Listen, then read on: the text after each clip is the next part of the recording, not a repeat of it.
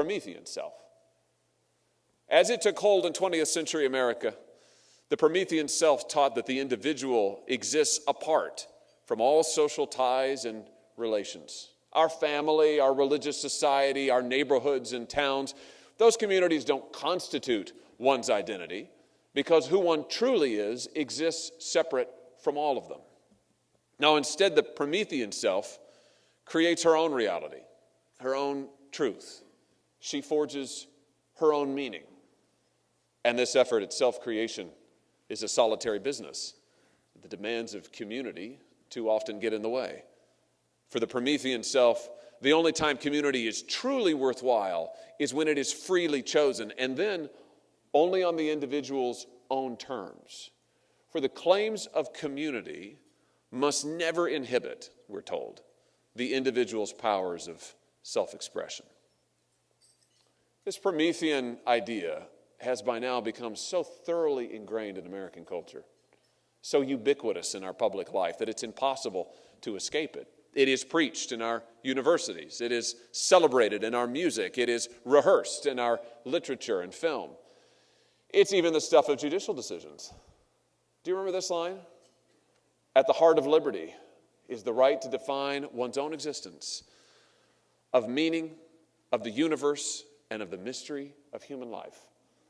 That's Justice Anthony Kennedy, Planned Parenthood versus Casey, 1992. I doubt that some of you even needed the citation.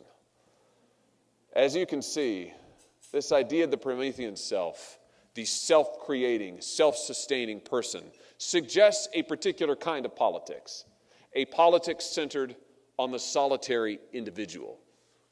In this kind of politics, individual choice, and maybe more to the point, individual achievement are what count.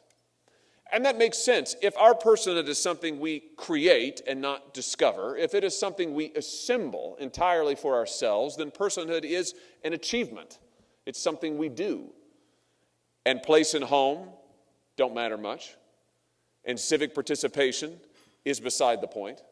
And church and synagogue and family, these are fine, but only as groups of individuals, and only if they don't have too much say in society, and only if they don't control too much of your life. The Promethean vision has an economic side as well.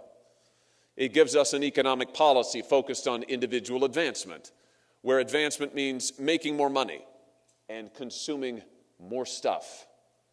So in popular culture, billionaires become heroes, and the everyday working person becomes just some guy who never lived up to his full potential. Both major parties have embraced some version of this Promethean politics, and both major parties have made it central to their agenda for decades. But if you want a life built around home and family, if you want to live in the place where you grew up with the people that you know and love, if your ambition is not to start a tech company, but to serve on the PTA, well, this politics doesn't have much to say to you. And that's the problem with the Promethean self. It's an idea that rewards the privileged and entrenches the powerful. And here's why. If freedom is about creating your own reality, then those with the greatest access to power will be the most free. And in today's society, that means those with the most money, with the most credentials, with the most influence. And let's be honest, a society that prizes the self-creating and the powerful will prize fame and fortune and status and look down on or just ignore those who do not have them.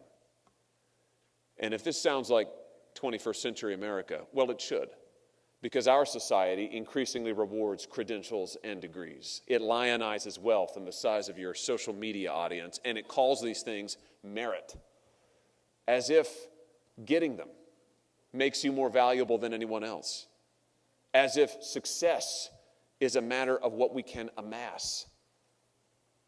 And where does that leave those without power or access or money? On their own. You know, if you're a worker with a high school degree in the urban core who can't get a good job, you're told it's your fault and you should have gotten more education. You should work harder. You should stop being lazy. If you're a farmer or you're working a trade in the middle of the country and you can't support your family on what you bring home, you're told you should move. Smart people live in cities.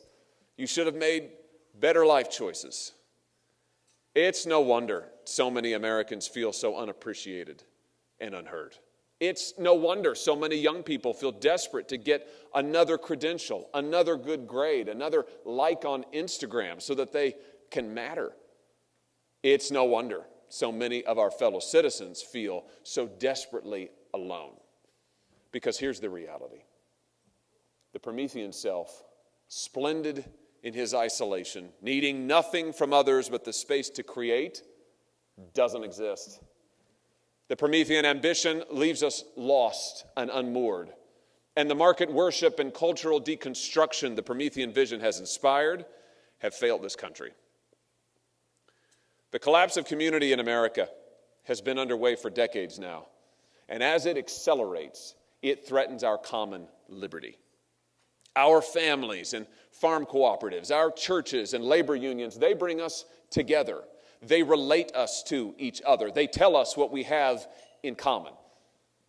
And they tell us a story about ourselves as Americans. They tell us that what unites us is not race or ethnicity or religious confession. What unites us is the deep conviction that every life matters, that you matter, that every person is uniquely called and uniquely gifted. They tell us that you don't have to be rich or famous to be important, that ordinary life, the life of work and marriage and family and worship, that life is valuable. It's wonderful. It's what we were meant for. It's what changes the world. Our communities of home and worship and labor tell us all this because they draw us into living these convictions together. And this country is built on those convictions, which means the future of this country depends on rebuilding the communities that make us who we are. Because in the end, it is community that makes authentic individual life possible.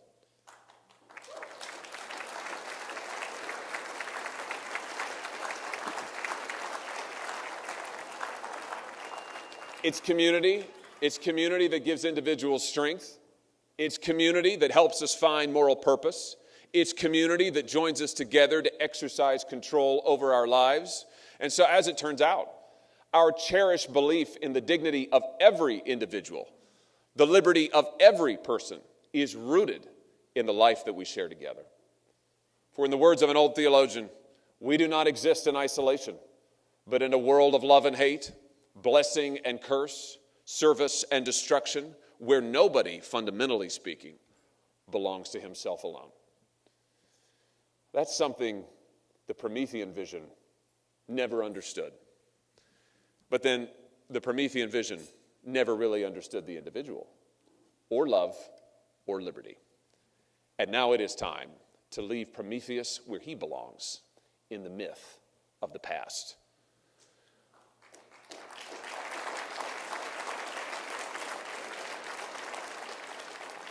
I will leave you with this, with a story from Missouri. This summer I got to travel to some of the most economically distressed parts of my state. And I would go and talk with people there. I talked with normal people, no politicians.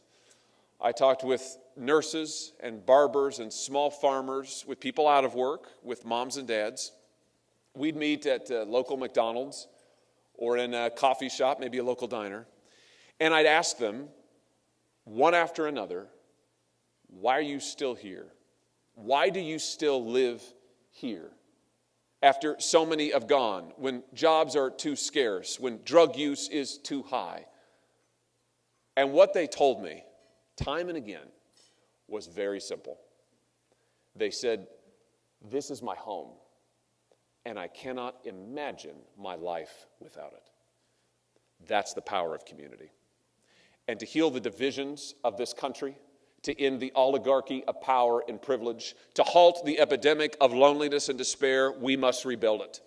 We must forge in this new century a new politics of family and neighborhood, a new politics of love and belonging, a new politics of home. And that will mean rethinking old positions and revisiting old orthodoxies. It will mean challenging the priorities of the political class, but we simply cannot wait any longer. Our life of liberty, which is our life together, cannot wait. So, let us strengthen the hands that are feeble and steady the knees that give way. Let us renew our hope in what might be, and let us begin.